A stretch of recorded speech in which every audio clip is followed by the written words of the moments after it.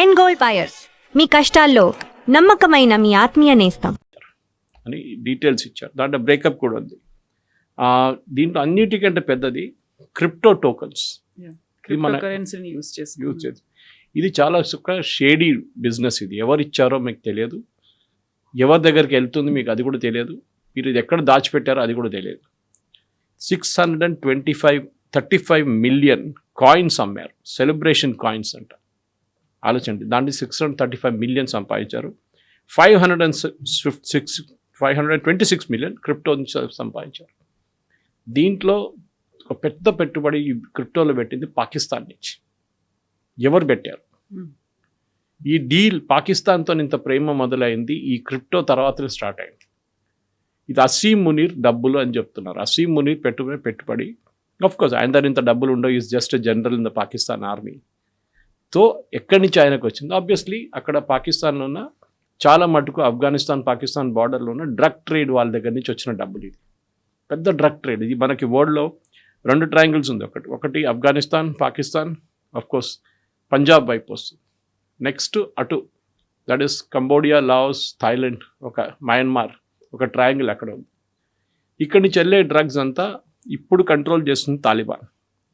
మనం చూస్తున్న గొడవ, తాలిబాన్ మీద బాంబు వేస్తున్నారు, తాలిబాన్ వీళ్ళ మీద సూసైడ్ అటాక్లు చేస్తున్నారు, ఈజ్ బికాజ్ ఆఫ్ డ్రగ్స్. ఈ డ్రగ్ ట్రేడ్ పాకిస్తాన్ ఆఫ్ఘనిస్తాన్తో చాలా ఫ్రెండ్లీగా ఉన్నప్పుడు వీళ్ళు డివైడ్ చేసుకుంటుండే ఆర్మీ వాళ్ళు. పాకిస్తాన్ ఆర్మీ పొలిటీషియన్స్కి ఏదో చిన్న చిల్లర ఇస్తుండే వాళ్ళు, కానీ ఆర్మీగా మెయిన్గా డివైడ్ చేసుకుంటారు. దీనికన్నా ముందు జియాల్ హక్ ఉన్న టైం నుంచి పర్వేజ్ ముషరఫ్ దాకా అండ్ డౌన్ టు ఇప్పుడున్న అసీం మునీర్. దాంతోపాటు ప్రధానమంత్రి వీళ్ళు ఏం చేస్తారంటే ఫస్ట్ లండన్లో ఒక పెద్ద మ్యాన్షన్ కొనుక్కుంటారు. It been millions. అక్కడ కొనుక్కొని వీళ్ళ ఫ్యామిలీని అక్కడ షిఫ్ట్ చేస్తారు. పిల్లలు అక్కడే స్కూల్లో చదువుకుంటారు, కాలేజ్ చదువుకుంటారు, వాళ్ళు పాకిస్తాన్లో ఏం చదువుకోరు వాళ్ళు. ఇది ప్రతి అయూబ్ ఖాన్ నుంచి అసీం మునీర్ దాకా, అప్పుడున్న లియాఖత్ అలీ నుంచి ఇప్పుడున్న షబాజ్ షరీఫ్ దాకా ప్రధానమంత్రి అందరు చేస్తున్న పని. వీళ్ళందరికీ ఇంక్లూడింగ్ ఫరూక్ అబ్దుల్లా అండ్ ఒమర్ అబ్దుల్లా. ఆ టెండెన్సీ కాశ్మీర్లో కూడా ఉంది. మెహబూబా ముఫ్తీ ఫ్యామిలీ వాళ్ళకు కూడా లండన్లో పెద్ద ఇల్లు ఉంది. ఒమర్ అబ్దుల్లా దీనికన్నా ముఖ్యమంత్రి అయ్యే ముందు ఎప్పుడైనా ఫ్రీ ఉన్నప్పుడు ఎంపీగా ఉన్నప్పుడు అంతా 6 నెలలు అక్కడ ఉంటారు సమ్మర్ టైంలో. Same with Farooq Abdullah. వీళ్ళంతా బిజినెస్ ఇదన్నమాట.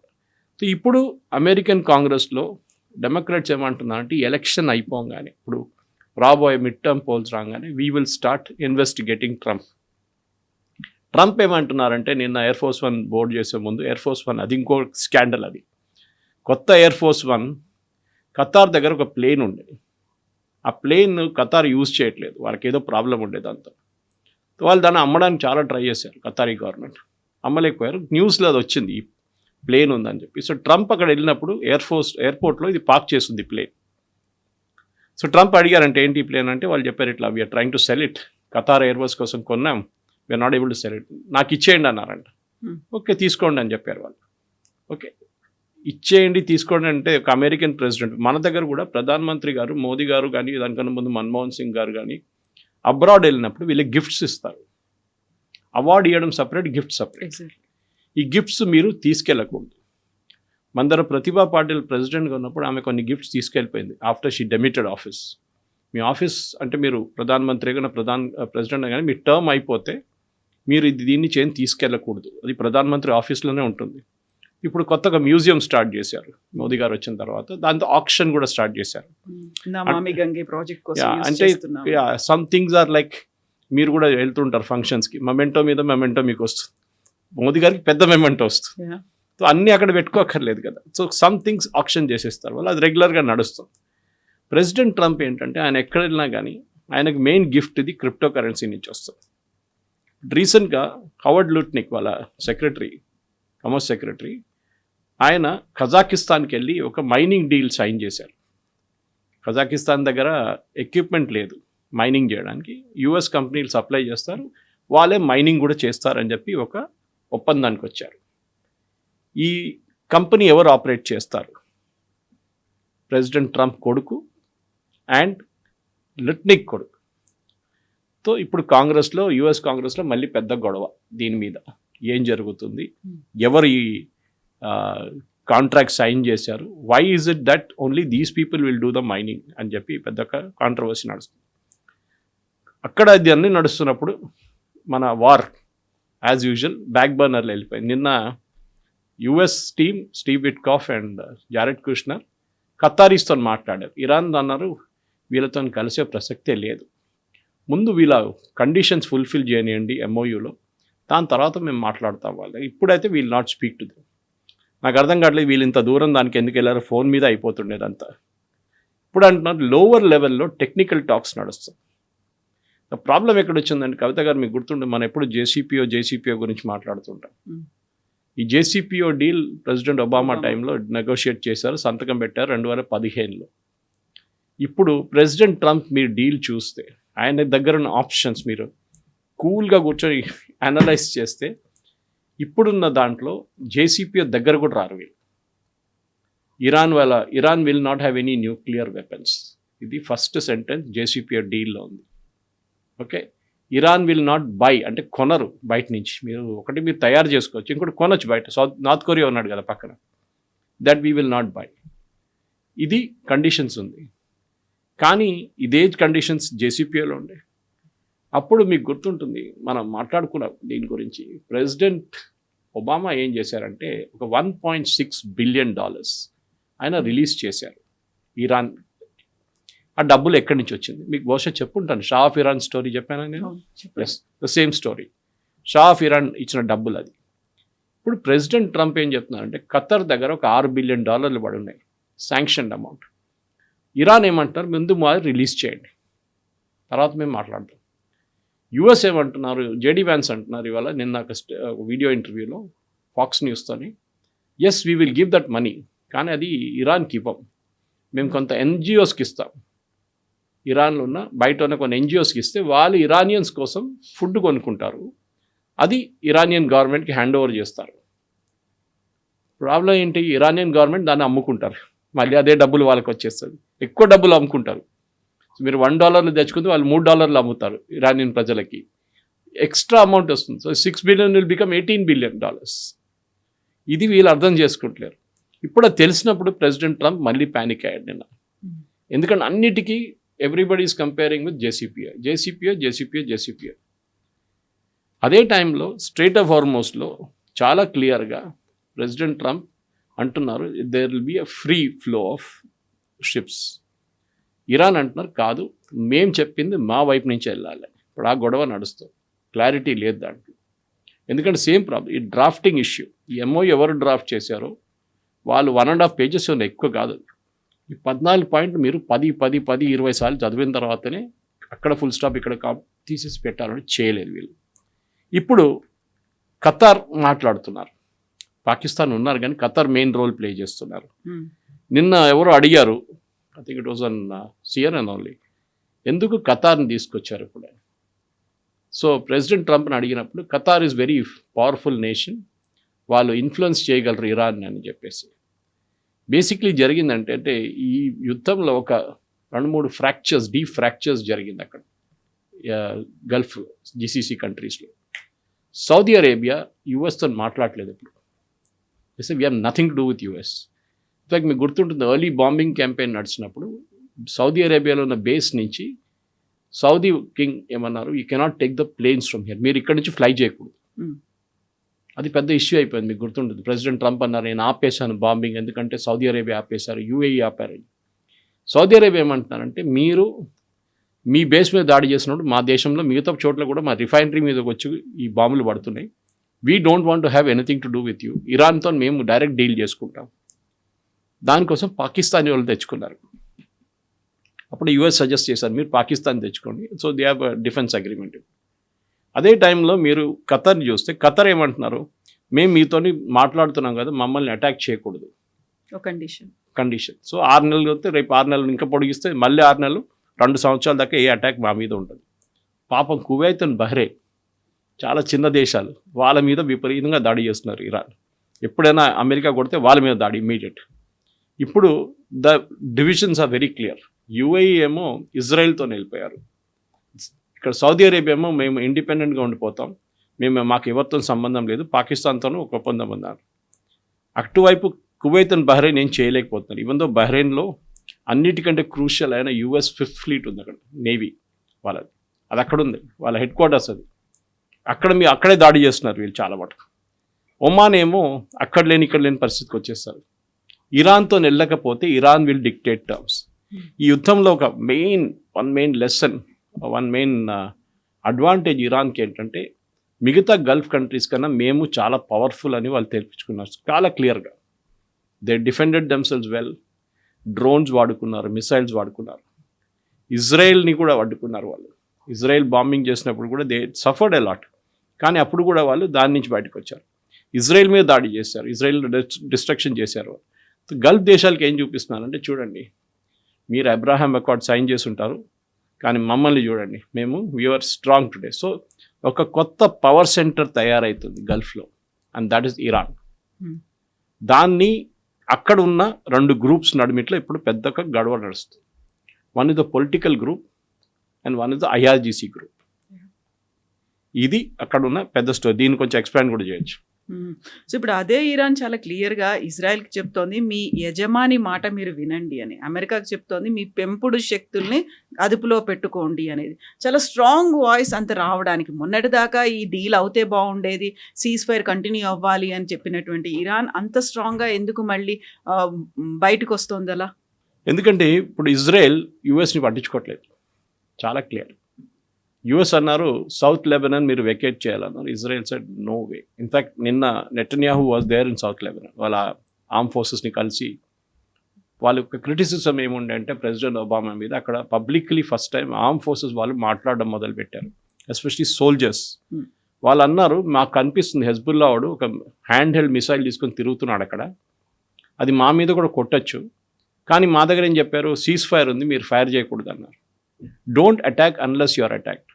అంటే వాడు అటాక్ చేసి మమ్మల్ని చంపేసిన తర్వాతనే మేము రియాక్ట్ కావాలని చెప్పి ఒక పెద్ద క్యాంపెయిన్ నడుస్తుంది. ఇజ్రాయేలీ ప్రజలు అండ్ ఇజ్రాయేలీ ఆపోజిషన్ పార్టీస్ కూడా ప్రైమ్ మినిస్టర్ నెటన్యాహు దగ్గర ఏమని అడిగారంటే మీరెందుకు వీళ్ళ చేతులు కట్టేస్తున్నారు వెనుక, and then you're asking them to fight. So నిన్న చాలా క్లియర్గా చెప్పారు, you don't need to wait for any permission నా దగ్గర నుంచో డిఫెన్స్ మినిస్టర్ దగ్గర. మీకు యాజ్ ఆన్ గ్రౌండ్ మీరు కమాండర్, మీకు అనిపించింది there is a threat, take action. Israel చాలా క్లియర్గా చాలా స్మార్ట్గా ఒక ఒప్పందం చేశారు, మనం మాట్లాడాం దాని గురించి, విత్ లెబనన్. హెజ్బుల్లాతో కాదు, లెబనన్తో ఒక ఒప్పందం చేశారు. What does that agreement say? Lebanon south లెబనన్లో ఉన్న కొన్ని చోట్లలో లెబనీస్ ఆర్మీ టేక్ ఓవర్ చేసుకుంటారు ఇజ్రాయెల్ దగ్గర నుంచి. వాళ్ళ టెరిటరీ కాదు అది. టేక్ ఓవర్ చేసుకున్న తర్వాత వాళ్ళు అక్కడున్న హెజ్బుల్లా కానీ బెయిరూట్లో ఉన్న హెజ్బుల్లాని డిసామ్ చేస్తారు. అది ఇంపాసిబుల్.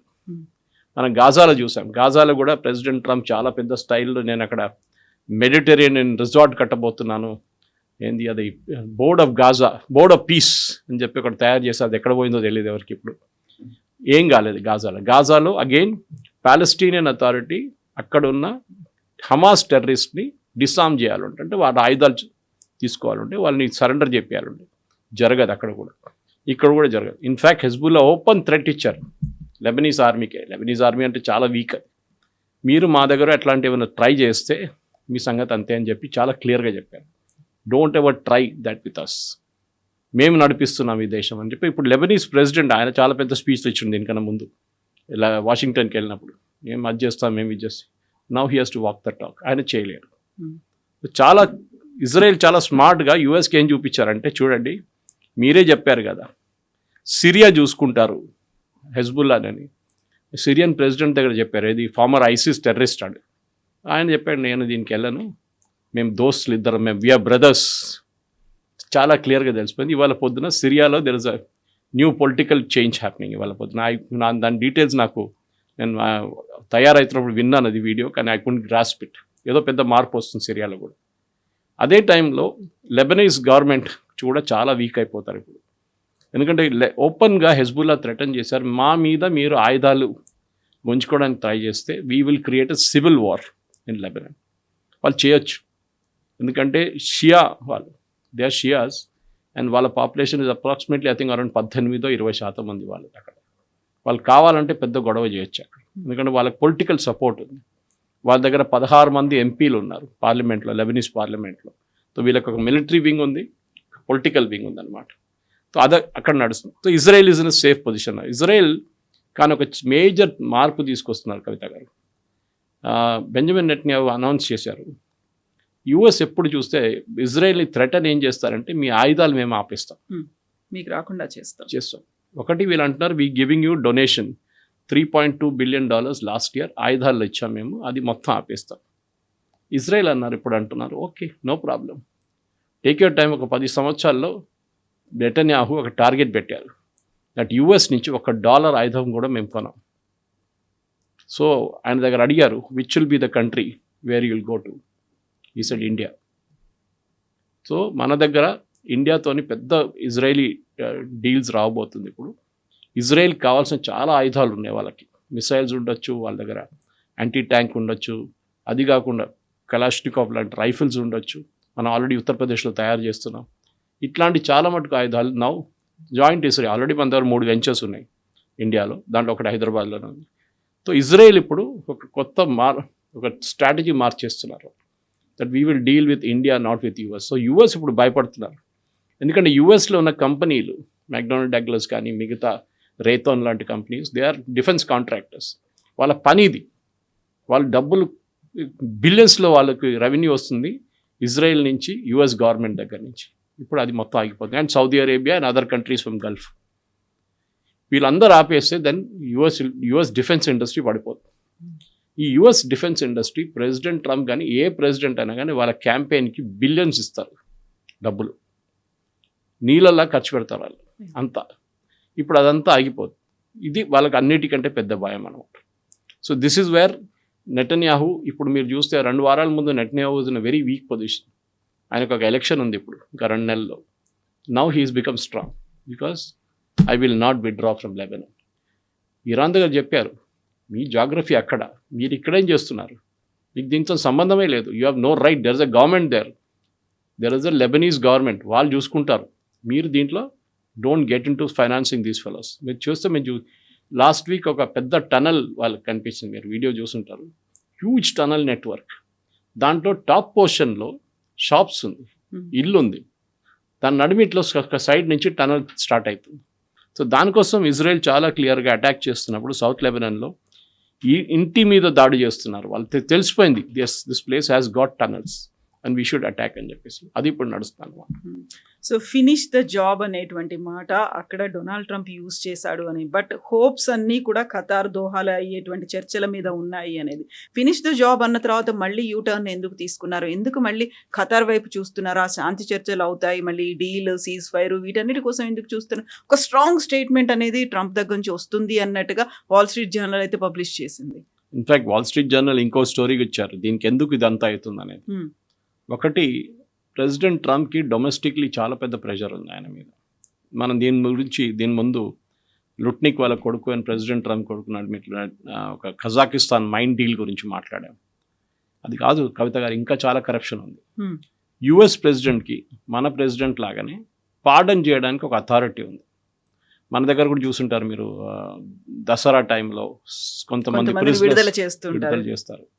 ఓకే, అక్కడ ఫైనాన్షియల్ క్రైమ్స్ ఎక్కువ, అక్కడ మర్డర్ అండ్ రేప్ కాదు, పక్కన పెట్టేస్తాం. ఫైనాన్షియల్ క్రైమ్స్లో చాలామంది ఇన్వాల్వ్ ఉంటారు, వాళ్ళని శిక్షించి జైలు పంపించారు.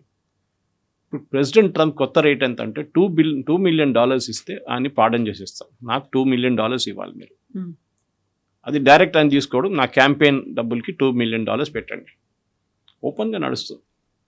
ఆల్రెడీ ఒక 20-30 మందిని దీనికన్నా ముందు ఆయన రాగానే పార్డన్ చేశారు. And most of them where they involve in that capital మీద అటాక్ జరిగింది చూడండి లాస్ట్ టైం ఎలక్షన్ రిజల్ట్ వచ్చిన తర్వాత, వాళ్ళు పోలీసుల మీద అటాక్ చేసిన వాళ్ళు ఇప్పుడు $2 మిలియన్ ఇవ్వాలన్న కొత్త రేట్ అనమాట. ఇది కాకుండా ఈయన స్టాక్ మార్కెట్లో డీల్ చేసేటప్పుడు యూజువల్లీ యుఎస్ ప్రెసిడెంట్ వచ్చినా కానీ వాళ్ళకు ఒక కంపెనీ ఉంటుంది, వాళ్ళది ఏదో ఒక ఇన్వెస్ట్మెంట్ కంపెనీ ఉంటుంది. అందరికి స్టాక్ మార్కెట్లో ఇన్వెస్ట్మెంట్ ఉంటుంది. వీళ్ళు ఏం చేస్తారంటే దానికి ఒక ట్రస్ట్కి ఇచ్చేస్తారు అండ్ ఒక ఫైర్ వాల్ పెడతారు. మేము మీకు ఏం ఇన్స్ట్రక్షన్స్ ఇవ్వము, మీరు మెయింటైన్ చేసుకోండి, డబ్బులు మంచిగా సంపాదించుకోండి, నా డబ్బులు అది వేస్ట్ చేయకండి. ఇప్పుడు ఈ $2 బిలియన్ మనం మాట్లాడినప్పుడు that is what he made totally was around $5 to $26 million. అన్నీ కలుపుకుంటే ఇట్ ఇస్ అబౌట్ $2 బిలియన్ సంపాదించారు ప్రెసిడెంట్ ట్రంప్ లాస్ట్ 1.5 yearsలో. దీంట్లో 327 పర్చేసెస్ స్టాక్ మార్కెట్లో మీరు ఇన్స్ట్రక్షన్స్ ఇవ్వాల్సి వస్తుంది. మీరు కొనండి, మీరు అమ్మండి అని చెప్పేసి. ఈ లిబరేషన్ డే టారిఫ్ తీసుకొచ్చి దాన్ని తగ్గించినప్పుడు ప్రెసిడెంట్ ట్రంప్ షేర్ కంపెనీ వాళ్ళు 327 పర్చేసెస్ చేశారు ఆ రోజు. ప్రెసిడెంట్ ట్రంప్ ఏమంటున్నారు, నాకేం తెలియదు, ట్రస్ట్ వాళ్ళు నడిపిస్తున్నారు, వాళ్ళు చూసుకుంటారు, I'm not getting involve day to day. వాళ్ళ కొడుకు ఉన్నాడు కంపెనీలో. ఇప్పుడు చెప్పండి, ఇదే కొడుకు, ఇదే సన్నిన్లా వీళ్ళందరూ ప్రెసిడెంట్ ట్రంప్తోనే తిరుగుతారు, వాళ్ళ వైట్ హౌస్లోనే ఉంటారు. ఇప్పుడు వాళ్ళకి తెలియకపోవడం ఏమిటి? ఈజీగా తెలిసి ఉంటుంది. ఇవి రేపు అనౌన్స్మెంట్ రాబోతుంది, పెద్ద అనౌన్స్మెంట్ వస్తుంది టారిఫ్స్ గురించి అని. ఇమ్మీడియట్ కొనేస్తాం. మీకు గుర్తుంటుంది ఆయిల్ ట్రేడ్స్ కూడా. ఈ ఇరాన్ వార్లో ప్రెసిడెంట్ ట్రంప్ ఎప్పుడు ఒక అనౌన్స్మెంట్ సాటర్డే రోజు చేస్తారు, దట్ నేను టారిఫ్ పెట్టబోతున్నానని. ఎందుకంటే స్టాక్ మార్కెట్ క్లోజ్ ఉంటుంది, ఫ్రైడే రాత్రి చెప్తారు. ప్యాటర్న్ ఉంది ఆయనకి. అండ్ ఎగ్జాక్ట్లీ మండే మార్నింగ్ నేను అది విత్డ్రా చేస్తున్నాను, ఏం అటాక్ ఏమి ఉండదు, మేము మాట్లాడబోతున్నాం అని చెప్పి. ఇమ్మీడియట్ ఆయిల్ ప్రైసెస్ డిప్ అవుతుంది, స్టాక్ మార్కెట్ అప్ అవుతుంది. ఎవరో దీనికన్నా ముందు 3 సార్లు అరౌండ్ 500 ట్రేడ్స్ ఆయిల్లో ఒక 50 నుంచి 60 బిలియన్ డాలర్లు సంపాదించారు యూఎస్లో. ఇన్సైడర్ ట్రేడింగ్ అని. It's insider trading. ఆబ్వియస్లీ మన దగ్గర చేస్తే చాలా పెద్ద ప్రాబ్లం ఇక్కడ. ఇన్సైడ్ అంటే మీరు ఒక కంపెనీ ఎండీగా ఉండి మీకు తెలుసు కంపెనీలో ఏం నడుస్తుందని, మీ షేర్ అమ్మేటప్పుడు ఏదో ఫైనాన్షియల్ రిజల్ట్స్ బాగా రాలేదని చెప్పి మీరు షేర్లు అమ్మేస్తే ఈజీగా సెబీ పట్టుకుంటారు మిమ్మల్ని. మీరు ఒకరే కాదు, మీ రిలేటివ్స్ ఎవరైనా ఉంటే, కంపెనీలో డైరెక్టర్స్ ఎవరైనా ఉంటే అమ్ముకుంటే there is a cooling of period అంటారు వాళ్ళు. ఓకే, నాయిస్ చేయకూడదు రిజల్ట్ వచ్చేదాకా. ఆ టైంలో ఏదైనా బయింగ్ సెల్లింగ్ జరిగింది అనుకోండి, దే విల్ బి కాట్.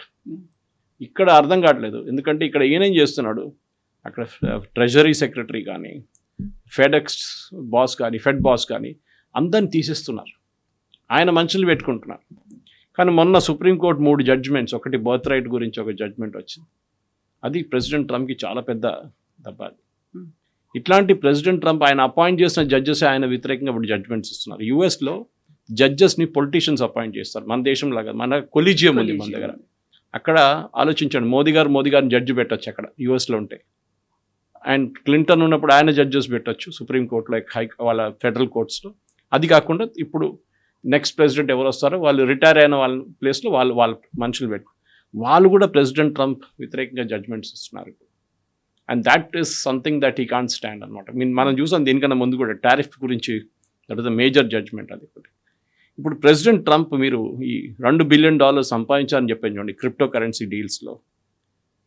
ఆయన కంపెనీలో పెట్టుబడి పెట్టిన వాళ్ళు ఉన్నారు, మీరు బిలీవ్ చేయరు. ప్రెసిడెంట్ ట్రంప్ వాళ్ళ కంపెనీ $2 బిలియన్ సంపాదిస్తే వీళ్ళ కంపెనీలో ఇన్వెస్ట్ చేసిన షేర్ హోల్డర్స్ $2 బిలియన్ కోల్పోయారు. How? They have lost $2 billion and president Trump gain $2 billion. ఇప్పుడు ఆయన ఏమంటారు, నాకేం తెలియదు, అదంతా ఎవరో చూసుకుంటున్నారు. సో ఇదంతా చాలా షేడీగా నడుస్తుంది. మనం ఇన్వెస్టిగేట్ చేయాలని డిమాండ్ చేయాల్సింది ఒకటి, Asim Munir and president Trump నడిమిట్లో ఉన్న రిలేషన్షిప్ ఏంటి. ఎందుకంటే ఈయన ఇంకా 2 years తర్వాత వెళ్ళిపోతాడు. ఆల్రెడీ ఇప్పుడు ఈ మిడ్ టర్మ్ పోల్స్లో డెమోక్రాట్స్కి మెజారిటీ వస్తే వాళ్ళ ఫ్లోర్ లీడర్ వాళ్ళు అంటున్నారు దట్ మేము వచ్చేస్తే డిసెంబర్లో ఎలక్షన్ అయిపోతుంది, జనవరి ఫిబ్రవరి దాకా కాన్స్టిట్యూట్ చేస్తారు సెనెట్ అండ్ కాంగ్రెస్, అప్పుడు మేము ప్రెసిడెంట్ ట్రంప్ని సమన్ చేస్తాం, సబ్పోయినా ఇష్యూ చేస్తాం, వాళ్ళ ఫ్యామిలీని పిలిపిస్తాం, మీరు ఏం చేశారు చెప్పండి అని. అప్పుడు అసీం మునీర్ స్టోరీ బయటకు వస్తుంది. ఎట్లా ఇన్వెస్ట్ చేశారు పాకిస్తాన్, ఎవరు ఇన్వెస్ట్ చేశారు పాకిస్తాన్ నుంచి, క్విట్ ప్రోకో ఉందా దాంట్లో అని చెప్పేసి. సో ఇదొకటి, ట్రంప్ దట్ ఈస్ ఓవర్. ఇంకోటి the main thing is Israel and Erdogan, ఇదొక పెద్ద problem. And Saudi and US split మాట్లాడినప్పుడు ఎర్దోగాన్ దీనికన్నా ముందు it was the first country to recognise Israel, by the way first Islamic country. ఆలోచించండి, అంత close ఉన్నారు వాళ్ళు. ఇప్పుడు ఇజ్రాయెల్ చాలా క్లియర్గా తెలిసిపోయింది ఆపరేషన్ సింధూర్ జరిగిన తర్వాత దట్ ఎర్దోగాన్ ఒక మిసైల్ సప్లయర్గా మారిపోయాడని చెప్పి. వీళ్ళకి డౌట్ ఏంటంటే ఇరాన్ దగ్గర ఉన్న చాలా మటుకు మిసైల్స్ సప్లై చేసింది టర్కీ అని. సో టర్కీని ఇప్పుడు టార్గెట్ చేస్తున్నాం. సో టర్కీ ఏం చేశారు, వాళ్ళ ఫైనాన్షియల్ అండ్ చాలా మటుకు మిలిటరీ అరేంజ్మెంట్ ఉండే ఇజ్రాయెల్తో, అది క్లోజ్ చేసేసారు. నౌ ఇజ్రాయెల్ హెస్ డిక్లేర్డ్ ఇదంతా అయిన తర్వాత మేము చూసుకుంటాం నిన్ను, you are next in line, you are the next Iran అని చెప్పారంట. సో లెబనాన్ అయిపోయింది, నెక్స్ట్ ఇప్పుడు టర్కీ మీద పడతారు. And that will be very dangerous ఎర్దోగాన్కి. బికాజ్ ఎర్దోగాన్ ఎప్పటి నుంచి ఎర్దోగాన్ అని కాదు, టర్కీది ఏ ప్రెసిడెంట్ అయినా కానీ వాళ్ళ ఫస్ట్ యాటిట్యూడ్ ఏంటంటే మేము caliphate, we are the original caliphate. ఇప్పుడు మేము క్యాలిఫేట్ మళ్ళీ అంటే ఇస్లామిక్ వరల్డ్ని లీడ్ చేయడానికి టర్కీ ముందు ఉంటుంది, సౌదీ అరేబియా కాదు. సౌదీ అరేబియా ఏమంటారు ఇప్పుడు, we are the custodian of the two of the holiest shrines of Islam, Mecca and Medina. So మేము ఇస్లాం లీడ్ చేస్తాం, మీరు కాదు. ఇప్పుడు టర్కీ అంటున్నారు కాదు, మేము లీడ్ చేస్తాం. అది కాకుండా టర్కీ ఇప్పుడు ఇరాన్లో జరిగిన గొడవలో యాక్చువల్లీ రెజిమ్ చేంజ్ జరిగిపోతుండే. ఈ కర్డ్స్కి ఆయుధాలు ఇవ్వడానికి ఇజ్రాయెల్ ప్లాన్ చేశారు ఆల్రెడీ ఇరాకీ కర్డ్స్కి. నిన్న ఒక ఘర్షణ జరిగి కొంతమంది చనిపోయారు ఇరాకీ కర్డ్స్, ఇరాన్తో కొట్టుకున్నారు వాళ్ళు, ఇరానియన్ రెవల్యూషనరీ గార్డ్స్. వీళ్ళ ప్లాన్ ఏముండంటే ఆల్మోస్ట్ 1,00,000 మంది కర్డ్ రెబెల్స్ ఇరాన్లో దూరిపోతారు, ఆయుధాలు ఇజ్రాయెల్ సప్లై చేస్తారు, గవర్నమెంట్ పడిపోతుంది. కానీ ఆ న్యూస్ ఇరాన్కి లీక్ చేసింది టర్కీ. మొత్తం అది ఆపరేషన్ కాల్ ఆఫ్ చేయాల్సి వచ్చింది. సో ఇజ్రాయెల్కి ఇప్పుడు చాలా కోపం ఉంది దట్ టర్కీ చేసిన పని ఇది. ఇప్పుడు కూడా కర్డ్, ఎందుకంటే టర్కీకి ఒక ప్రాబ్లం ఉంది కర్డ్స్తోని, వాళ్ళకి భయం అంటే ఏదో ఒక రోజు కర్డ్స్ మమ్మల్ని కూడా ఓవర్టేక్ చేసుకుని మా దేశం కూడా పట్టుకుంటారు వాళ్ళని చెప్పేసి. So Turkey Erdogan is now in the cross hairs of Israel అని చెప్తున్నారు ఇప్పుడు. అది కాకుండా ఫ్రోజన్ ఫండ్స్ $6 billion నేను చెప్పాను చూడండి. ఇది కాకుండా దీనికన్నా ముందు కొత్తప్పుడు స్టోరీ బయటకే వచ్చిందంటే, దీనికన్నా ముందు కొన్ని సంవత్సరాల ముందు, బహుశా అప్పుడు the previous president was there Biden, South Korea $6 billion ఖతార్కి ఇచ్చారంట. ఖతార్ ఆ డబ్బులు ఇరాన్కి ఇచ్చారు. అదెందుకంటే అమెరికన్ సిటిజన్స్ కొంతమంది ఇరాన్ కిడ్నాప్ చేసుకున్నారు. కిడ్నాప్ చేసిన ర్యాన్సమ్ అమౌంట్ అంట. అంటే ఎవరు సౌత్ కొరియా ఇన్వాల్వ్డే కాదు దీంట్లో. But why did South Korea pay Qatar, why did Qatar pay Iran? ఈ సౌత్ కొరియా దగ్గర డబ్బులు ఎక్కడి నుంచి వచ్చిందని చెప్పి ఇప్పుడు ఒక ఇన్వెస్టిగేషన్ మొదలైంది. అది కూడా బహుశా యుఎస్ గవర్నమెంట్ ఇచ్చి ఉంటారు. అన్నిటికీ ఇప్పుడు లింక్స్ వస్తున్నాయి. సో ప్రెసిడెంట్ అనేది మీరు అడిగిన ప్రశ్న అదే కదా కవిత గారు, ఎందుకు మళ్ళీ యుద్ధం గురించి అంటున్నారు అనేది. Because domestically first was Epstein files ఆయనకి. ఇప్పుడు ఈ స్కాండల్స్ అంతా బయటకు వస్తున్నాడు, మళ్ళీ దీని నుంచి అటెన్షన్ డైవర్ట్ చేయాలంటే ఇంకొక చిన్న యుద్ధం ఇరాన్తో పెట్టుకుందాం మనం అని చెప్పేసి. అదే బహుశా ప్రెసిడెంట్ ట్రంప్ స్ట్రాటజీ అని చెప్పి అమెరికాలో ఉన్న పొలిటికల్ కామెంటేటర్స్ కూడా ఛానల్స్లో చెప్తున్నారు ఇవాళ. సో సూన్ ఈ మధ్య కాలంలో ఇదైతే క్లోజ్ అయ్యి ఎండ్ కార్డ్ పడే ఛాన్స్ కనిపిస్తుంది. ఫుల్ ఫ్లెజ్ వార్ వెళ్ళలేరు ఆయన. అమెరికన్ కాంగ్రెస్లో వార్ పవర్స్ యాక్ట్ ప్రకారం you cannot go for a full power. ఆయన ఏం చేస్తారు, రేపు మళ్ళీ ఏదో షిప్ని తీసుకొస్తారు, ఆ షిప్ మీద దాడి చేస్తారు Iran. And specially that will be an American military ship. American military షిప్ని తీసుకొని స్ట్రేట్ ఆఫ్ హార్మోస్ లోపల నుంచి చిన్న జర్నీ చేసుకున్నప్పుడు ఇరాన్ అటాక్ చేస్తారు. దెన్ అమెరికాకు president can authorize full fledged attack on Iran. అదే బహుశా జరగవచ్చు. ఎందుకంటే ఈ చర్చలు ఎక్కడ పో. ప్రెసిడెంట్ ట్రంప్ ప్రాబ్లం ఏంటంటే ఇది చర్చ ఫినిష్ అయిందంటే మోస్ట్ ఇంపార్టెంట్ ఇస్ యురేనియం. అందరూ కంపేర్ చేయబోతున్నది ఇది జేసీపీ ఆయన బెటరా or this is worse off than JCP. దాంట్లోనే ఆయన పొలిటికల్ ఫ్యూచర్ మొత్తం ఉండిపోతుంది. డెఫినెట్గా this is worse than JCP. అప్పుడు ఆయన ఒబామాని తిట్టారు, ఆ ఒప్పందం మొత్తం చింపి పడేశారు పక్కన. అండ్ దెన్ ఈ క్రిటిసైజ్డ్ ఒబామా. ఓకే, ఈ గార్డెమ్ ఎస్ఓబి ఇదంతా చేశాడు. సో అదంతా ఇప్పుడు తిరిగి వస్తుంది కర్మ. అండ్ ప్రెసిడెంట్ ట్రంప్కి అదే పెద్ద భయం. So both have got a very significant move అనమాట. ఇజ్రాయెల్లో చాలా మటుకు ఒక ఎమోషనల్ ట్రామా నడుస్తుంది. 1000 రోజుల తర్వాత have we got security or not. అక్కడ ఉన్న ప్రజలు, అక్కడ ఒక స్క్వేర్ ఉంది, ఇట్స్ కాల్డ్ హాస్టేజెస్ స్క్వేర్ అని చెప్పి. హాస్టేజెస్ ఉన్నప్పుడు డైలీ అక్కడ ప్రొటెస్ట్ చేస్తుండే. ఇప్పుడు హాస్టేజెస్ని అందరిని తీసుకొచ్చేసారు, some living some dead. Gaza నుంచి రిటర్న్ చేశారు కదా, ఇప్పుడు ఎవరు లేరు అక్కడ. కానీ ఆ హాస్టేజ్ స్క్వేర్ ఇప్పుడు కూడా ఉంది. అక్కడ నిన్న ఒక డెమాన్స్ట్రేషన్ జరిగింది, I was watching it on TV. దాంట్లో చాలా క్లియర్గా చెప్తున్నా ఒక ఎంక్వైరీ కావాలి దీని మీద. ఎందుకంటే అప్పుడే నెతన్యాహు ప్రామిస్ చేశారు ఆయన. కానీ అప్పుడేమన్నారంటే యుద్ధం కానివ్వండి, once is war is over with గాజాలో we will do an enquiry, ఎందుకు జరిగింది, ఎట్లా జరిగింది అనేది. It was a major lab, security labs, దాంట్లో డౌట్ లేదు. ఎందుకంటే మనం అర్థం చేసుకోవచ్చు, హమాస్ టెర్రరిస్ట్ ఇజ్రాయెల్లో దూరాలంటే we can still make a sense of it. మీకు ఇంత సాలిడ్ ఫెన్సింగ్ ఉన్నప్పుడు, అంటే వాల్ కట్టారు వాళ్ళు ఇజ్రాయెల్, అప్పుడు కూడా వీళ్ళు క్రాస్ చేశారు దాన్ని. అది కాకుండా సివిలియన్స్ వచ్చారు అక్కడి నుంచి, మైక్రోలైట్ ఎయిర్క్రాఫ్ట్ వేసుకొని కొంతమంది క్రాస్ చేశారు గాజా లోపలికి, అబౌవ్ ద ఫెన్స్ అన్నమాట. ఇదంతా మనం చూసాము. ఏదో ఆ రోజు October 7th జరిగింది. చాలా మటుకు లోపాలు జరిగింది. ఇజ్రాయెల్లో ప్రాబ్లం ఏంటంటే కవిత గారు, వీళ్ళకి షబాత్ అని ఉంటుంది, వీకెండ్. ఈ షబాత్ రోజు వీళ్ళు ఏం చేయరు, ఆ 2 రోజులు Saturday Sunday usually they don't do anything. ఇప్పుడు మీరు ఈవెన్ కొచ్చిన్కి వెళ్తే జూ టౌన్, ఇప్పుడు అక్కడ చాలామంది జ్యూస్ లేరు, 2-3 ఉన్నారు. ఒక టైంలో 250 దాకా మంది ఉండే అక్కడ వాళ్ళకి ఒక సినగాగ్ కూడా ఉంది. సో మీరు చాలామంది టూరిస్టులు సాటర్డే రోజు అక్కడికి వెళ్తారు సినగాగ్ చూడటం. ఆ రోజు synagogue will be closed. So they will go back disappointed. ఎందుకంటే సబాత్ అంటే వాళ్ళకి చాలా క్లియర్, వాళ్ళకి ఒక ఏం చెప్తారు, ఒక రిలాక్సేషన్ డే లాగా ప్రేయర్లో ఉంటారు వాళ్ళు. వాళ్ళ డిషెస్ కూడా ఆ రోజు చాలా కేర్ఫుల్గా సెలెక్ట్ చేస్తారు డిషెస్ని కూడా. ఇజ్రాయెల్ మీద జరిగిన దాడులు కూడా మీరు చూస్తే యామ్ కిపూర్ వార్ అని చెప్పి ఒక వార్ ఉండే ఇజ్రాయెల్ మీద, వీళ్ళందరూ కలిసి చేశారు అరబ్ నేషన్స్. ఈ యామ్ కిపూర్ వార్లో కూడా యామ్ కిపూర్ అనేది one of the holiest days of Jewish calendar. ఆ రోజు దాడి చేశారు. ఆ రోజు వీళ్ళందరూ రిలాక్స్డ్గా ఉన్నారు, ప్రేయర్స్లో ఉన్నారు. ఆ రోజు వీళ్ళకి తెలిసిపోయింది దట్ అరబ్ కంట్రీస్ దట్ వీళ్ళని అటాక్ చేస్తే వీళ్ళు ఈజీగా మనం వెళ్ళొచ్చు అని చెప్పి. ఇదే జరిగింది ఆ రోజు కూడా, October 7th. ఎనీవే దాని మీద ఎంక్వైరీ జరగబోతుంది. కానీ దీని అంతా చూసుకుంటే మన ప్రేక్షకులు అడగొచ్చు, మనకి దీంట్లో ఏముంది, మనకి దీంతో ఏం సంబంధం ఉంది, ఎక్కడో గొడవ, ఎక్కడో స్ట్రేట్ ఆఫ్ హార్మోస్, మనకేం పోయిందని. కాదు, మీరు పెట్రోల్ బంక్కి వెళ్ళి పెట్రోల్ పంపించుకుంటున్నప్పుడు 5 రూపాయలు 10 రూపాయలు పెరిగినప్పుడు అప్పుడు మీరు అడుగుతారు గవర్నమెంట్ ఆఫ్ ఇండియా ఏం చేస్తున్నారు, ఎందుకు పెంచుతున్నారని. అప్పుడు అర్థమవుతుంది no man is a village అంటారు ఇంగ్లీష్లో. అంటే మీరు ఒక ఐలాండ్ కాదు, you cannot be isolated, no man is an island. So మీరు లోకంలో ఏం జరుగుతాయి కానీ దట్ ఇంపాక్ట్స్ యూ ఆల్సో, అది మనం అర్థం చేసుకోవాలి. సో ఇప్పుడు జరుగుతున్న ఈ లేటెస్ట్ స్కర్మిషెస్లో ఈ ఎంఓయూలో చేసిన ఒక వర్డింగ్ ఇది అన్నిటికంటే పెద్ద ప్రాబ్లం అవుతుంది. దాంట్లో చాలా క్లియర్గా ఇరాన్ ఏం చేయబోతున్నారని చెప్పి ఎంఓయూలో పాయింట్ నెంబర్ 1 ఉంది. Iran has agreed to make best efforts to arrange for safe passage of ships in the strait of Hormuz అని చెప్పారు. అంటే మన తెలుగులో చెప్పాలంటే మేము స్ట్రెయిట్ ఆఫ్ హార్మూజ్లో షిప్స్ని వెళ్ళడానికి వీళ్ళు ఫెసిలిటేట్, ఈ ఫెసిలిటేట్ అనే వర్డ్ని వీళ్ళు మిస్యూజ్ చేసుకుంటున్నారు, అరేంజ్ అండ్ ఫెసిలిటేట్ అని చెప్పేసి. ఇరాన్ ఏమంటున్నారు, మేము ఛార్జ్ చేయబోతున్నాం, ఏదో ఒక టోల్ ఛార్జ్ చేస్తాం షిప్పులకి. ఇప్పుడు క్యాల్కులేషన్ చేస్తే రోజుకి 134 షిప్స్ క్రాస్ అవుతున్నాయి. They are planning to charge 2 million from each ship. అంటే ఒక సూపర్ ట్యాంకర్ వెళ్తే దాంట్లో 2 million barrels ఆయిల్ ఉంటుంది. అంటే మీరు ఒక బ్యారెల్ మీద $1 ఛార్జ్ చేస్తున్నారు. మనకు వినిపిస్తే అంత పెద్దది కాదు కదా, $70 $60 ఒక బ్యారెల్ ఉన్నప్పుడు $1 దాని మీద ఛార్జెస్ ఏమవుతుంది అనుకుంటాం, కానీ అది కాదు, ఇట్స్ అ ఫ్రీ వాటర్ వే.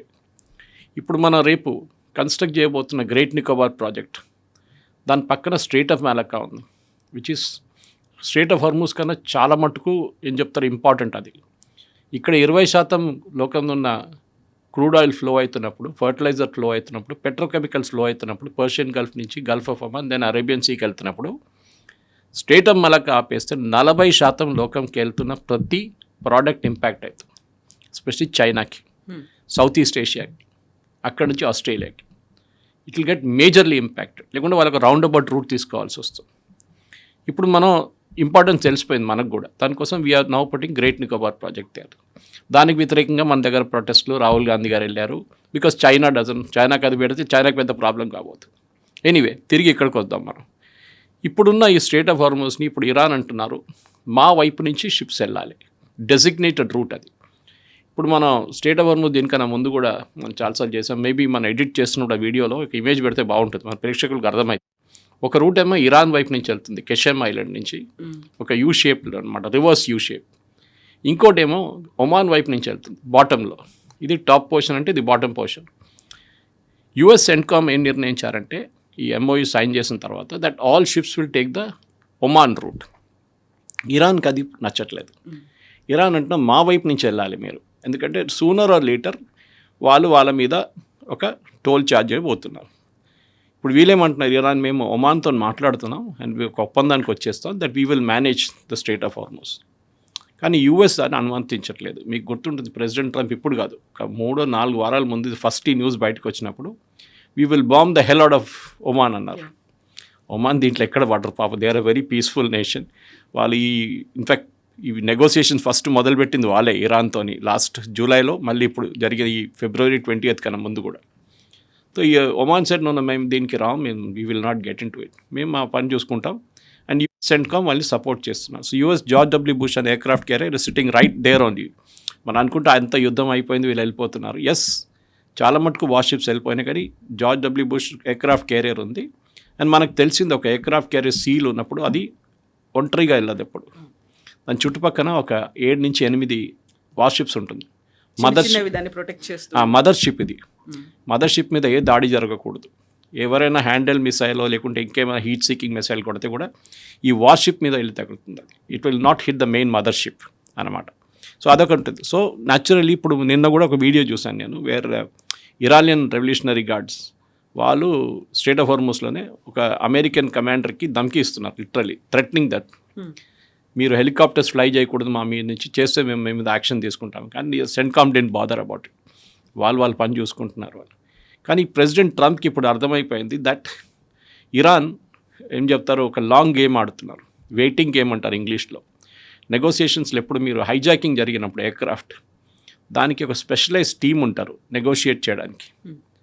వాళ్ళు ఏం చేస్తారంటే హైజాకర్స్ ఫస్ట్ అడుగుతారు, ఇప్పుడు పిఎల్లో తీసుకోండి మీరు, మా దగ్గర 40 మంది ఇజ్రాయెల్ జైల్లో ఉన్నారు, వాళ్ళు రిలీజ్ చేయాలంటారు. They said okay we're speaking to Israel, no problem, కానీ టైం పడుతుంది, సో మీరు మాకు 2 రోజులు టైం ఇవ్వండి అంటారు.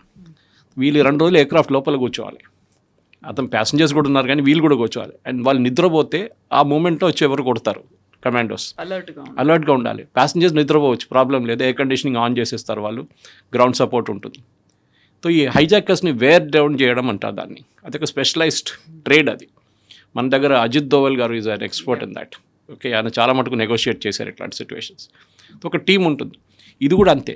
You have to wear down Iran. అంటే ఇరాన్ ఏం చేస్తున్నారు, అమెరికాకి అర్జెన్సీ ఉంది, యుద్ధం ఎట్లయినా ఫినిష్ చేసి ఇదంతా అయిపోతే ఎంఓయూని ఒక అగ్రిమెంట్గా మార్చుకుంటే అయిపోతుంది యుద్ధం అంతా. కానీ ఈ 14 పాయింట్ల మీద ఒక్కొక్క పాయింట్ మీరు అనలైజ్ చేస్తే చాలా కాంప్లికేటెడ్గా ఉంది. లాంగ్వేజ్ ఇస్ వెరీ అంబిగ్యువస్ ఆర్ అన్అంబిగ్యువస్ కూడా చెప్పచ్చు, ఏంటని అర్థం కాదు.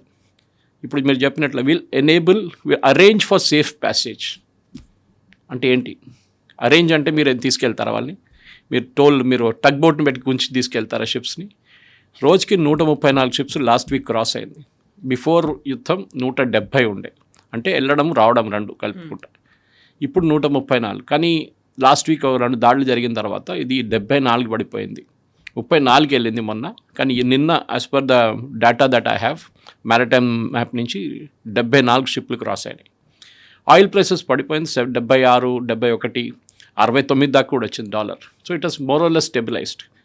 ప్రెసిడెంట్ ట్రంప్ భయం ఏంటంటే ఇప్పుడు ఏమైనా చేస్తే ఇది మళ్ళీ పైకి వెళ్తుంది ఆయిల్ ప్రైసెస్. ఆయనకు అదొక్కటే, రెండే ఆయనకి మెయిన్ ఫ్యాక్టర్స్. మొన్న కూడా రిపోర్టర్స్ అడిగినప్పుడు ఎయిర్ ఫోర్స్ 1 బోర్డు చేసే ముందు మీరు ఏం చేస్తున్నారు, ఇప్పుడు దీన్ని ఎట్లా నెగోసియేషన్ ముందుకు ఎట్లా తీసుకెళ్తా అంటే Iran is agreeing nuclear this nuclear that అని అన్నీ అన్నారు. కానీ ఇరాన్ చాలా క్లియర్గా చెప్పారు, మేము న్యూక్లియర్ గురించి ఇప్పుడు ఎక్కువ మాట్లాడలేదు, ఇన్స్పెక్షన్స్ ఉంటే కూడా మేము కొన్ని టౌన్స్లోనే ఇన్స్పెక్షన్స్ అలౌ చేస్తాము, బాంబ్ వేసిన సైట్స్లో we will not allow IAEA, international atomic energy agency, వాళ్ళని అలౌ చేయం మేము.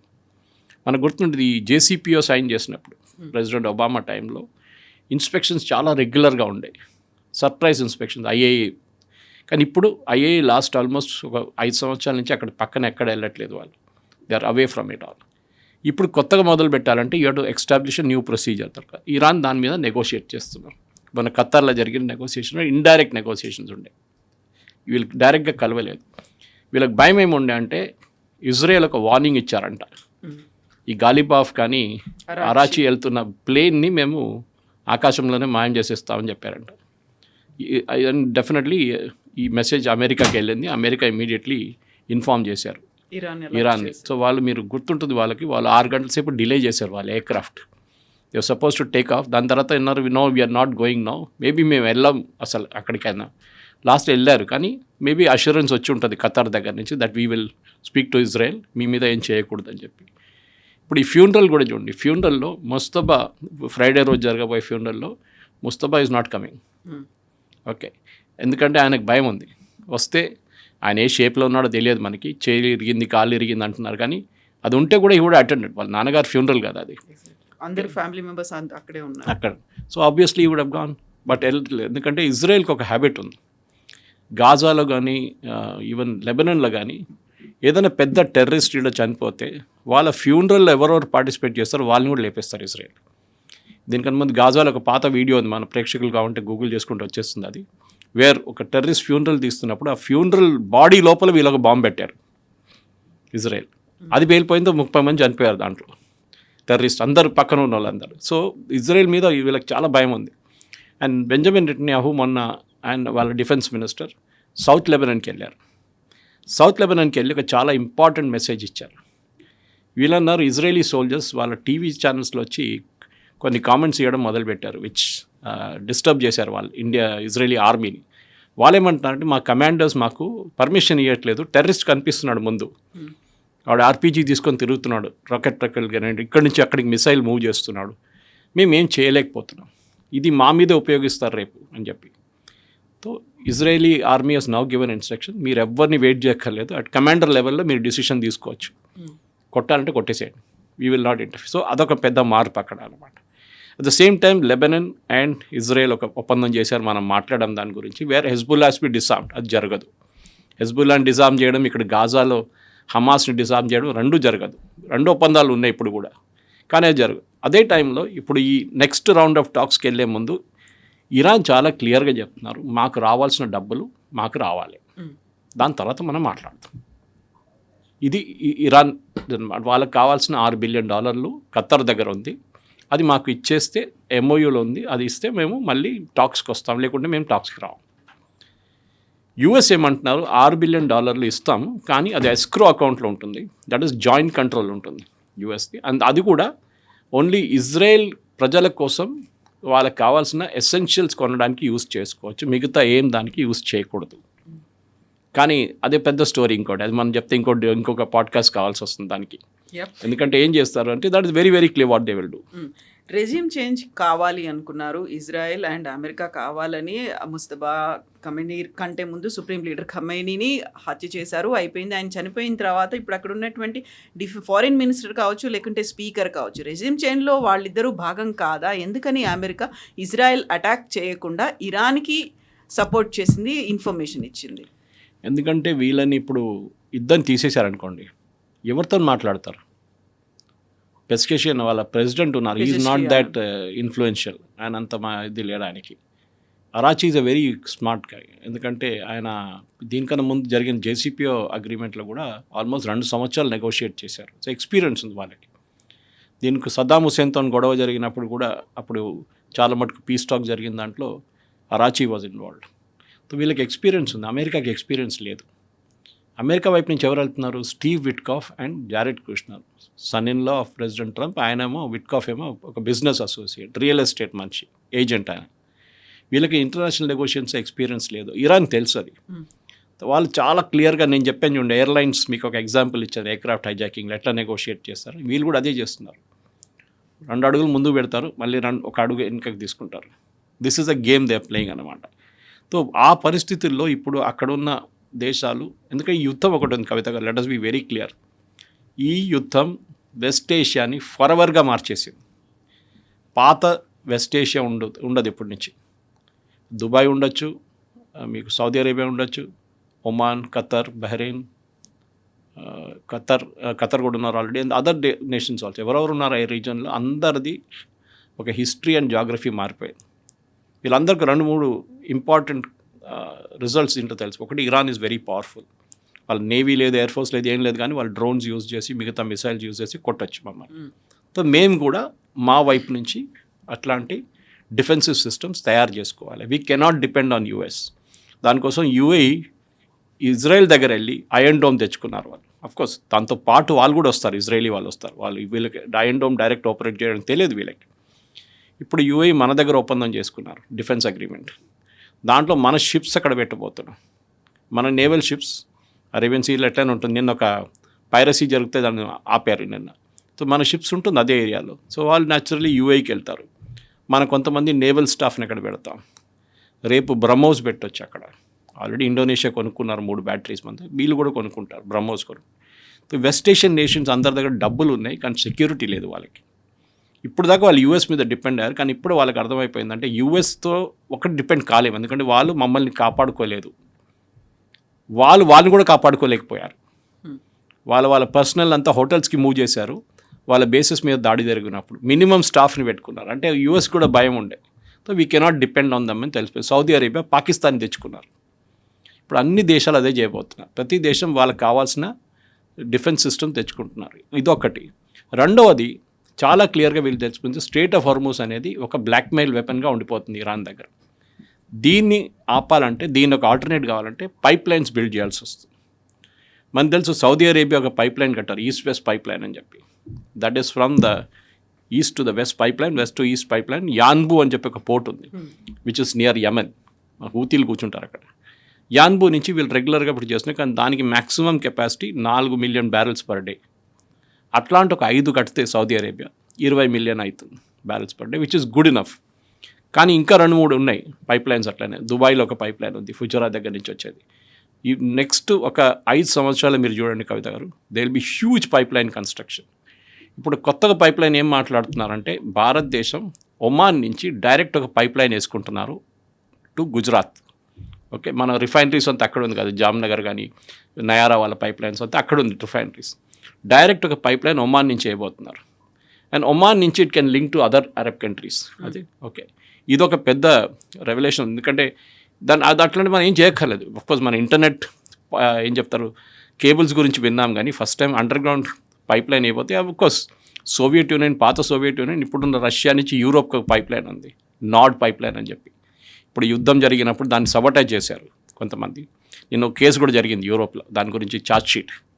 సో ఈ ఒక పైప్ లైన్ మేజర్ బిజినెస్గా రాబోతుంది. అది వచ్చేస్తే I think state of Hormuz మీద ఉన్న ఆ టెన్షన్ మనకి ఉండదు. కానీ బహుశా టైం పట్టచ్చు, 2-3 సంవత్సరాలు మినిమం పడుతుంది. దాని తర్వాత it will be only pipe lines which will carry fuel. అప్పుడు బహుశా మీరు ఈ ట్యాంకర్లు కూడా చూడరు, పెద్ద పెద్ద ట్యాంకర్లు ఉన్నాయి చూడండి, అది కూడా పనికిరాదు. మనం ఆల్రెడీ కొత్త ఒప్పందంలో మనం ఒమాన్ నుంచి, ఒమాన్ వాజ్ 24th పొజిషన్ మనం ఇంపోర్ట్ చేసే ప్రోడక్ట్స్లో, అన్ని ప్రోడక్ట్స్ కలుపుకుంటే ఒమాన్ 24th పొజిషన్లో ఉన్నారు బిఫోర్ ద వార్. ఇప్పుడు ఒమాన్ 10th పొజిషన్కి వచ్చేసారు. మనం వాళ్ళ దగ్గర నుంచి చాలా ఆయిల్ తెప్పించుకుంటున్నాం, ప్రాబ్లం లేదు. ఎందుకంటే స్టేట్ ఆఫ్ హార్మూజ్ బయట ఉంది, అది Oman is out of strait of Hormuz. మనం అక్కడ డైరెక్ట్ తెప్పించుకుంటాం. Why should be Saudi Arabia దగ్గర ఎందుకు కొట్టుకోవాలి, బహ్రెయిన్ దగ్గర ఎందుకు? Course we have a problem. Qatar gas కావాలి మనకి, ఎస్పెషలీ లిక్విడ్ న్యాచురల్ గ్యాస్, కానీ మిగతా గ్యాసెస్ కూడా కావాలంటే అటువైపు నుంచే, ఖతర్ నుంచి రావాల్సింది. దాట్ ఈజ్ ఓకే, అది మళ్ళీ తెప్పించుకోవచ్చు, అంత పెద్ద డిమాండ్ లేదు దానికి.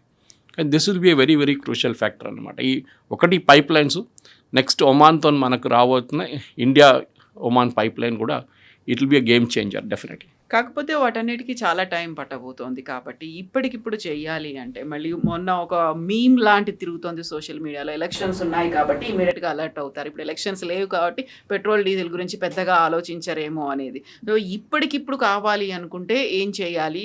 మళ్ళీ ఇంటర్వ్యూన్ అవ్వాల్సినటువంటి అవసరం ఉందా, లేకపోతే వాళ్ళ గేము, వాళ్ళ జాబు వాళ్ళనే చేసుకొని ఇవ్వని వదిలేయాలా? సో ఇది మెయిన్గా మనం అర్థం చేసుకోవాలంటే, ఈ క్రైసిస్ వచ్చినప్పుడు ఇండియన్ గవర్నమెంట్ మన డీటెయిల్డ్గా ఒక 2 వీడియోస్ ఉన్నాయి. అది కూడా not Indian videos, it's foreign kind of videos, very serious once.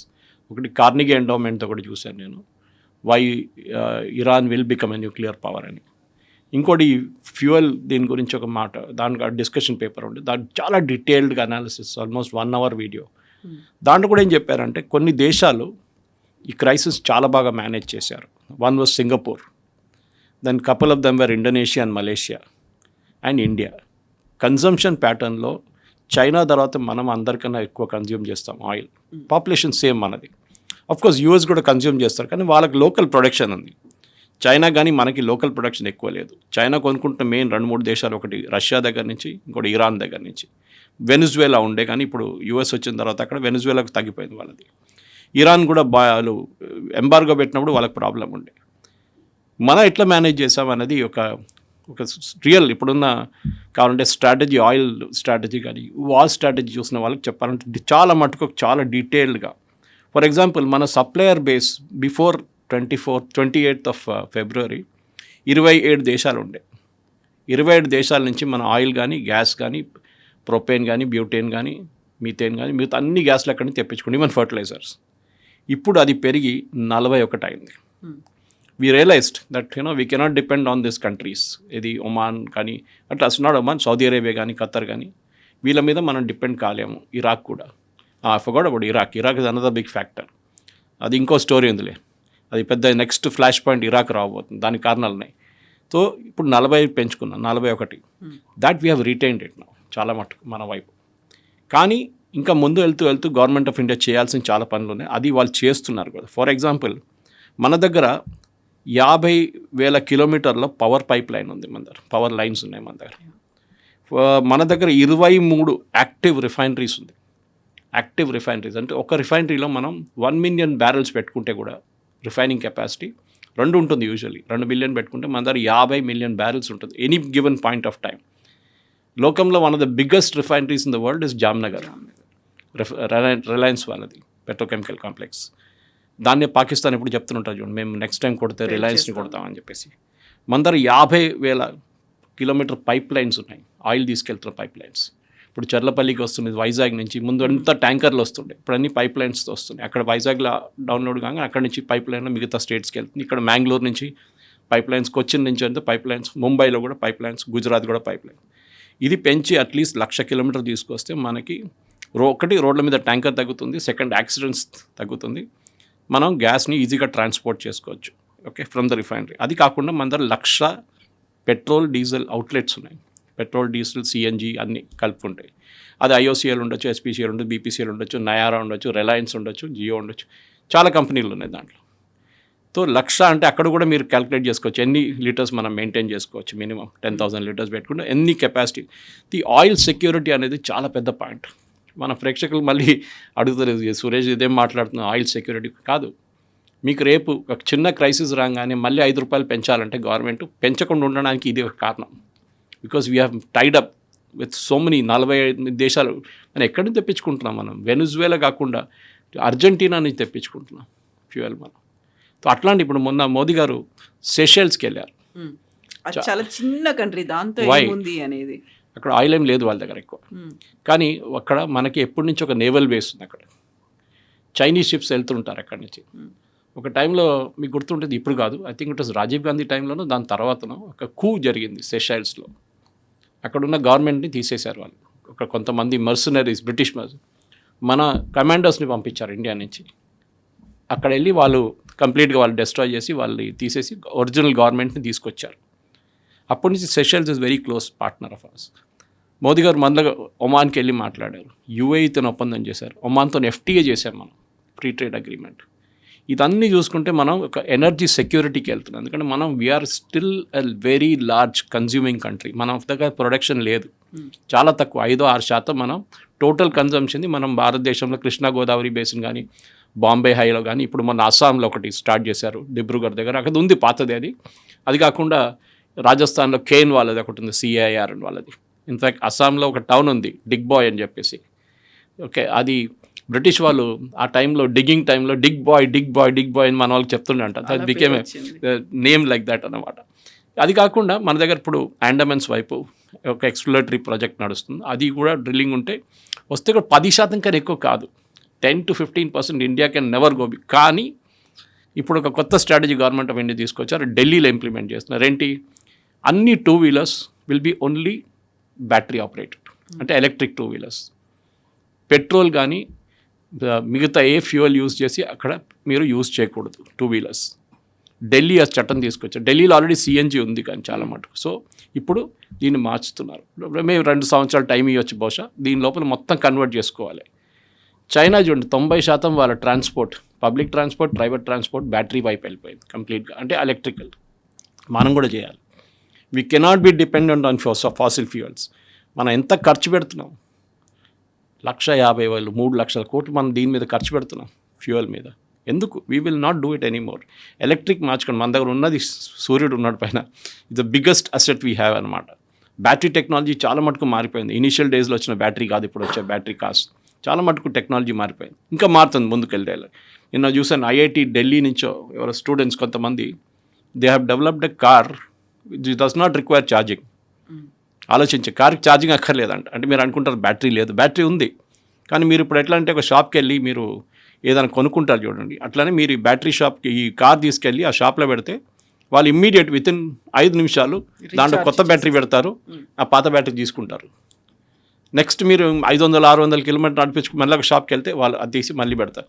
ఇది మనం ఈవెన్ బ్యాటరీ ప్యాక్స్ చూస్తాం, ఎయిర్పోర్ట్లో కొంతమంది ఇస్తారు మనకి, they will give you battery packs, అంటే మొబైల్ ఛార్జింగ్ కోసం. ఇవి తీసుకొని మళ్ళీ నెక్స్ట్ ఎయిర్పోర్ట్లో దాన్ని రిటర్న్ చేసుకోవచ్చు మీరు. ఇది ఈ టెక్నాలజీ చాలా మటుకు మార్పులు వస్తున్నాయి కవిత గారు. I mean it's a beautiful subject. In fact ఇవాళ సాయంత్రం నేను ఇవాళ ప్లాజా హోటల్లో యాజ్ యూ స్పీకింగ్ ఒక సెమినార్ ఉంది దీని మీదే, రిన్యూవబుల్ ఎనర్జీ మీద. అండ్ ఒక సెషన్ నేను మోడరేట్ చేస్తున్నాను సోలార్ మీద. ఆ సబ్జెక్ట్ అంటే మనకి మన దేశానికి ఇప్పుడున్న క్రైసిస్ని హ్యాండిల్ చేయాలంటే ఇప్పుడు మనం పెట్రోల్ ఇంత ఖర్చు పెడతాం 116 రూపాయలు పెట్రోల్ డీజిల్కి ఇచ్చేది బదులు షిఫ్ట్ టు ఈవీ. ఆ ఈవీతో షిఫ్టింగ్లోనే మన దేశానికి ఇండియన్ రైల్వేస్ చేసినట్టు. ఇండియన్ రైల్వేస్ ఒక టైంలో మొత్తం డీజిల్ ఇంజిన్ నడుస్తుండే, దానికన్నా ముందు బొగ్గు ఉండే. ఇప్పుడు చూడండి 100% ఎలక్ట్రిఫికేషన్ అయిపోయింది. ఎంత సేవింగ్ ఉంది, ఎంత huge, one of the biggest consumers ఉండే ఇండియన్ రైల్వేస్. కానీ మన దగ్గర ఇప్పుడు కూడా రోడ్ ట్రాఫిక్ చాలా పెద్ద ప్రాబ్లం. రోడ్ ట్రాఫిక్ మొత్తం ఆయిల్ మీద నడుస్తుంది. సో ఇప్పుడున్న దాంట్లో గవర్నమెంట్ ఆఫ్ ఇండియా చేస్తున్న చేంజెస్లో నేను చూస్తున్నాను. కిచెన్స్ తీసుకోండి మీరు. ఇప్పుడు మొన్న మీరు కూడా చేశారనుకుంటా ఒక ఇంటర్వ్యూ కొండా విశ్వేశ్వరరెడ్డి గారు. నేను ఆయన కలిసి మాట్లాడి ఆయన చెప్పారు, మిమ్మల్ని గుర్తు చెప్పారు చేస్తున్నాను. కానీ అడాప్షన్ ఉండాలి, మాస్ అడాప్షన్ ఉండాలి, ఎస్పెషల్లీ రూరల్ ఏరియాస్లో. ఎందుకంటే వాళ్ళ దగ్గర బయోగ్యాస్ ప్రాబ్లం ఉండదు. వాళ్ళ దగ్గర సిటీలు అంటే వాళ్ళు అంటారు ఎక్కడ వెజిటబుల్ వేస్ట్ ఏంటి అది ఇది. మా దగ్గర లేదు.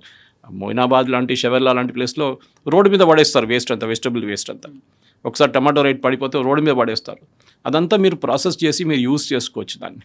అండ్ రూరల్ ఏరియాస్లో ఢాబాస్లో అట్లాంటి ప్లేసెస్ కిచెన్స్ మార్చాల్సి వస్తుంది. బయోమాస్ పైప్ నేచురల్ గ్యాస్ వాడుకోవచ్చు మనం. అది ఆల్రెడీ సిటీస్లో అది ఒక పాసిబిలిటీ, అపార్ట్మెంట్స్లో కానీ గేటెడ్ కమ్యూనిటీస్లో ఇట్లా కూడా మార్పులు తీసుకొస్తున్నాయి ఇండియన్ కిచెన్స్లో. అది కాకుండా మనం చూస్తుందంటే చాలా మటుకు మన దగ్గర ఇప్పుడు లాస్ట్ 4 నెలల్లో మనం ఎట్లా మేనేజ్ చేసామని చెప్పేసి ఇట్ ఈస్ అ వండర్. ఇంత పెద్ద దేశం, ఇంత లక్షల కోట్లలో ఉన్న వెహికల్స్, హైదరాబాద్లోనే 1 కోటి వెహికల్స్ ఉన్నాయి. మనం ఎట్లా మేనేజ్ చేస్తాం ఈ క్రైసిస్ని? సరే రైట్స్ కొంచెం పెరిగింది, that we can't help it. కానీ మనకు శ్రీలంక సిచ్యువేషనో లేకుంటే మనం ఒక బంగ్లాదేశ్ సిచ్యువేషన్కి రాలేదు. ఈవెన్ పాకిస్తాన్ దగ్గర వచ్చినట్లు రేషనింగ్ జరగలేదు మన దగ్గర. ఇండోనేషియా చూడండి క్రైసిస్, మలేషియా ఫేస్ చేశారు, ఈవెన్ ఆస్ట్రేలియా ఫేస్ చేశారు, రేషనింగ్ క్రైసిస్కి వచ్చేసారు. మనం చేయలేదు మన గవర్నమెంట్. నేను అదే చెప్తాను, మళ్ళీ మోదీ గారిని మీకు నచ్చకపోవచ్చు ఎవరైనా మన ప్రేక్షకులు, అన్ని పాలిటిక్స్ ఉంటుంది. కానీ మేనేజ్మెంట్ హర్దీప్ సింగ్ పూరి గారి, పీయూష్ గోయల్, నిర్మలా సీతారామన్ వీళ్ళు చాలా బాగా మేనేజ్ చేస్తారు. As a team they really worked hard. Nirmala Sitharaman గారు డబ్బులు ప్రొవైడ్ చేయాల్సి వస్తుంది, ఎందుకంటే ఆయిల్ కంపెనీస్కి డబ్బులు లేవు, వాళ్ళు కొనడానికి డబ్బులు లేవు. So she will provide short term credit అనమాట వాళ్ళకి. At the same time Hardeep Singh puri గారు నెగోషియేట్ చేస్తారు, పీయూష్ గోయల్ గారు దాన్ని ఫైనలైజ్ చేస్తారు. చాలా బాగా జరిగింది. ఎనీవే ఇదొక లెసన్ మనకి, ఒక ఎనర్జీ సెక్యూరిటీ కోసం ఇంకా ముందుకు వెళ్తూ మనం స్ట్రేట్ ఆఫ్ హార్మోస్ని పక్కన పెట్టి మనకు కావాల్సిన సెక్యూరిటీ మనం తెప్పించుకోవాలి, ఎనర్జీ సెక్యూరిటీ. అది మన ప్రేక్షకులు కూడా అర్థం చేసుకోవాలి, that we should shift to EV to a large extent. Government కూడా వాళ్ళ వైపు నుంచి ఇంకా ఇన్సెంటివ్స్ ఇస్తే I think the EV adoption ఇంకా పెరుగుతుంది.